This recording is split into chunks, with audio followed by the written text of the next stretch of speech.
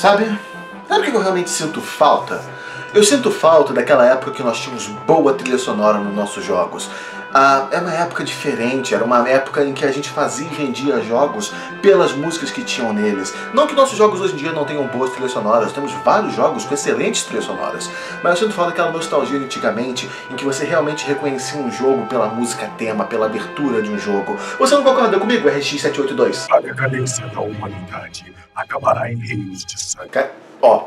A gente já conversou sobre isso. Você não pode falar essas coisas. Nesse show nós temos vários fãs que são humanos. Você não pode falar desse jeito. Desculpa, cara. Foi mal. Eu tô tendo um dia meio ruim. Eu briguei com a minha namorada. Você sabe como é que são essas coisas. Ok, mas da próxima vez seja um pouco mais considerado com as opiniões e os sentimentos dos outros. É isso que eu tô pedindo. Isso. Assim, claro, o grande universo das músicas dos videogames, a parte que é menos lembrada no mundo dos videogames em geral. Todo mundo fala dos gráficos, todo mundo fala dos personagens, as pessoas lembram da história, mas ninguém fala da música. A música é a parte que te envolve, é a parte que te atrai, que faz você sentir que você faz parte de um mundo épico, de uma aventura fantástica.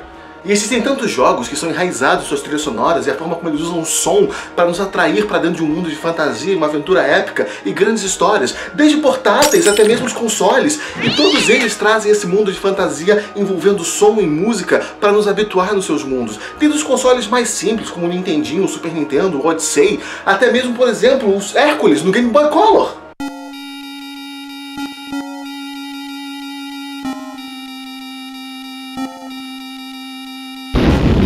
Talvez nem todos os jogos tenham grandes trilhas sonoras, mas alguns tinham e a trilha era excelente.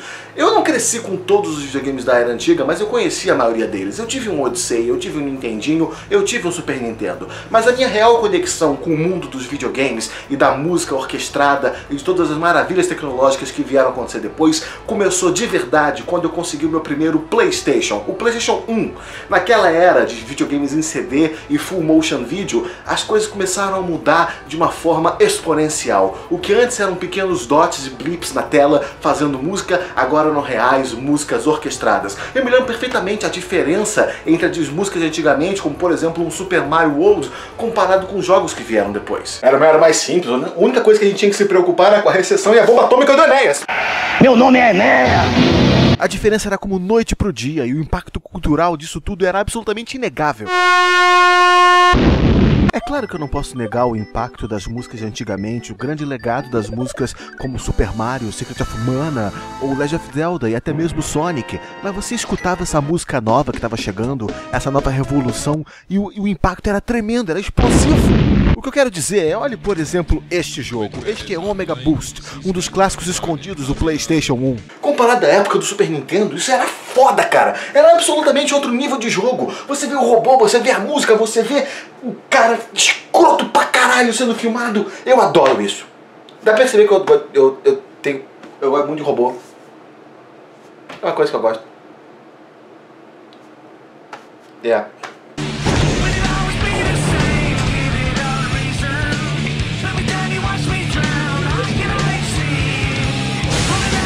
Esse é um dos meus jogos favoritos de todos os tempos. Você controla um robô que viaja pelo tempo e pelo espaço para impedir as máquinas de dominarem o mundo. E ele foi criado pela Polyphony Digital, a mesma empresa que criou o Gran Turismo.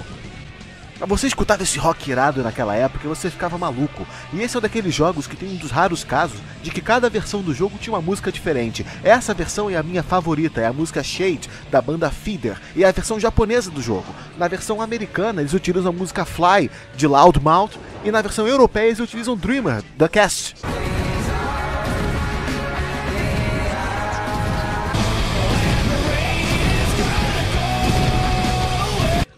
Não é a mesma coisa. A ereção não é a mesma. A ereção não é a mesma. E aí você para pra olhar pra dentro de si próprio e você acha, isso não pode ficar mais maneiro do que já está. E aí de repente, puta que pariu, ficou mais maneiro ainda.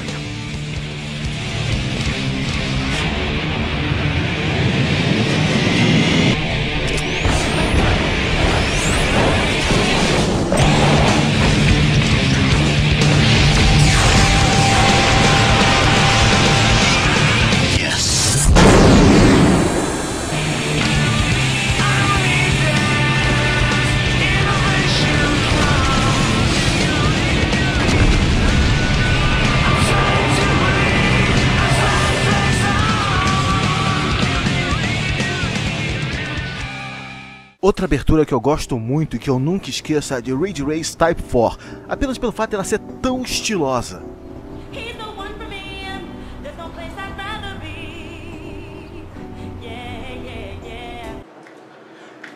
Ridge Racer Type 4, na verdade, é um excelente exemplo de alguma coisa que a gente já falou aqui antes, que é justamente a questão de músicas sendo feitas para o jogo. Urban Fragments foi criada justamente para esse jogo.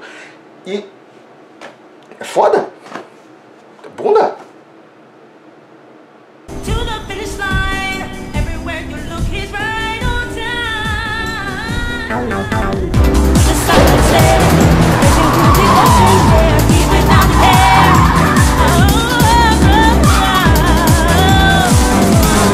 Quem não se lembra aqueles dias em que você saía de casa do nada e decidia andar no meio de uma pista de corrida de alta velocidade? Para algumas pessoas poderiam parecer com pensamentos suicidas, mas na área do PlayStation é só uma abertura de jogo de corrida.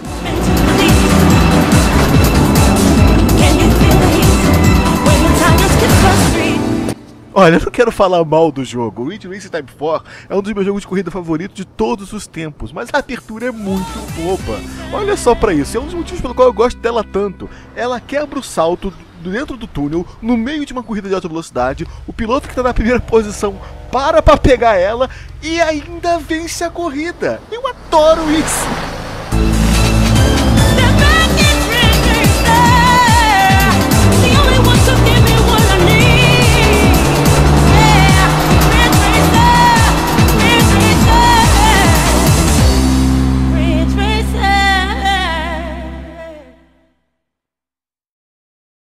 Outra das minhas aberturas favoritas da era do PlayStation é a abertura que deu início a uma das maiores sagas de videogame de todos os tempos. Você acha que ela é uma abertura simplesinha e de repente, do nada, ela te pega.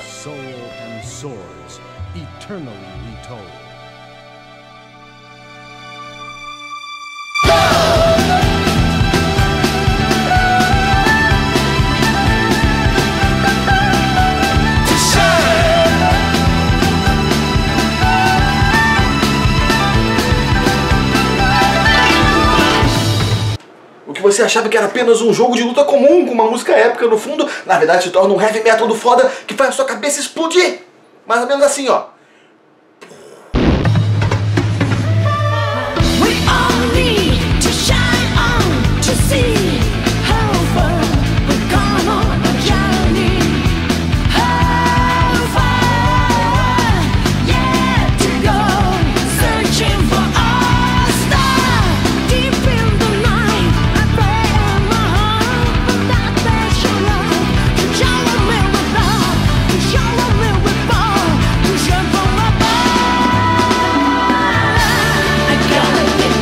E o jogo é completamente épico desde sua abertura, onde você conhece todos os seus personagens favoritos, como o cara chinês, e o samurai e a mulher ninja peituda, e o cara chinês de novo agora com o cara japonês e a peituda e essa desgraça e esse maluco. E, obrigatoriamente, a cena da mulher bonita dançando. E mais peitos. Porque nós agora não precisamos fazer peitos poligonais, devemos utilizá-los a seu potencial total.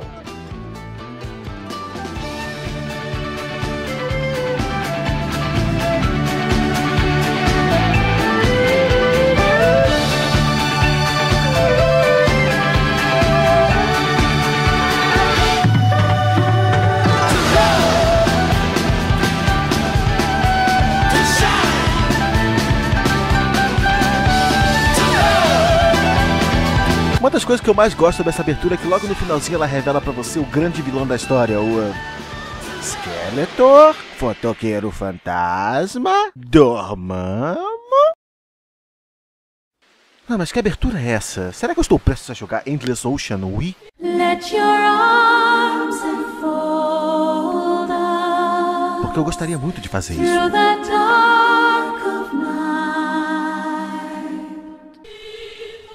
Não, parece que é um outro jogo de 80 horas de esculhambação espaço-temporal com um monte de gente emo. Eu não sou um grande fã de Final Fantasy VIII, eu admito isso. Os meus favoritos ainda são Final Fantasy 6, 7 e Tactics.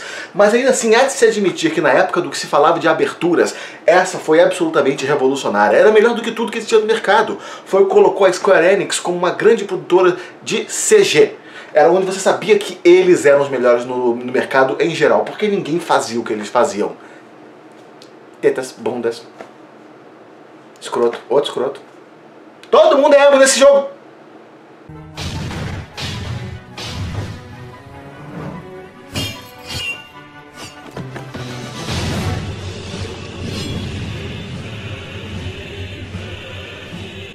O mais curioso é que Final Fantasy VIII foi um jogo que foi criticado por uma das coisas que você jamais esperaria um jogo da Square Enix ser criticado, pelo fato de que as CG deles eram boas demais.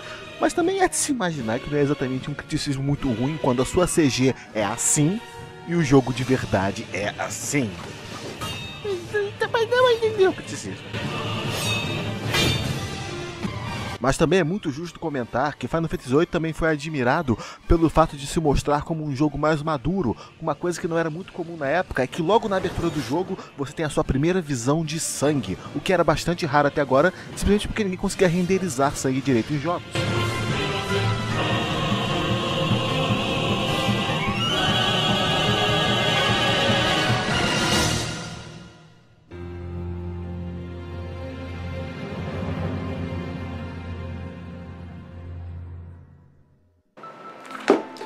Sim, era um mundo diferente, era um mundo mais simples, com regras mais simples e pessoas mais simples, onde você poderia andar pela rua numa tarde de domingo e você passaria por uma mulher bonita e diria bom dia senhora, e ela diria pra você bom dia senhor, e você passaria por ela e daria um tapa na bunda dela, e ela viraria pra você e daria um tapa na sua cara e você diria muito obrigado senhora, e ela diria muito obrigado senhor, então você iria até o banco e no banco um ladrão iria enfiar a arma na sua cara e dizer boa tarde senhor, me passe sua carteira, e você diria muito obrigado senhor, aqui está a minha carteira, e você sairia e se sentiria mal por dentro, mas não muito, porque é uma coisa normal.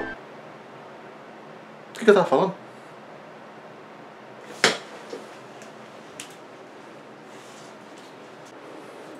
Eu espero que vocês tenham gostado dessa pequena vista nas aberturas de PlayStation que marcaram a minha vida. Esses são jogos que ficaram na minha mente desde pequeno, mesmo depois de eu ter experimentado o Super Nintendo, o Nintendinho, o Mega Drive e tantos outros clássicos. Esses são os primeiros jogos que realmente me ensinaram o que são jogos, o universo dos games e o quanto eles podem ser importantes para a nossa criatividade e para a experiência de vida que a gente tem pela frente. São jogos que nos levam a outros mundos, nos colocam em lugares incríveis e nos levam a histórias magníficas e histórias épicas.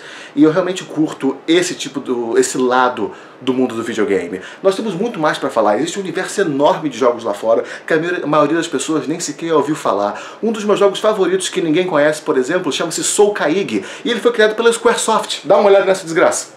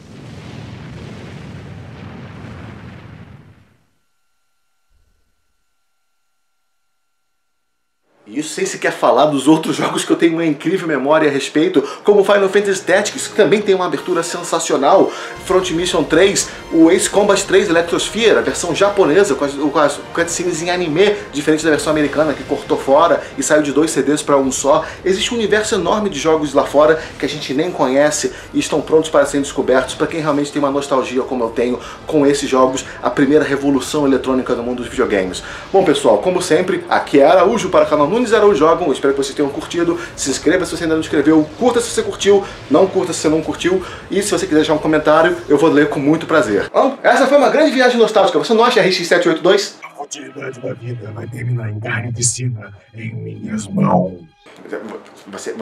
Você fere o meu coração quando você age dessa forma. Você me decepciona. Até a próxima.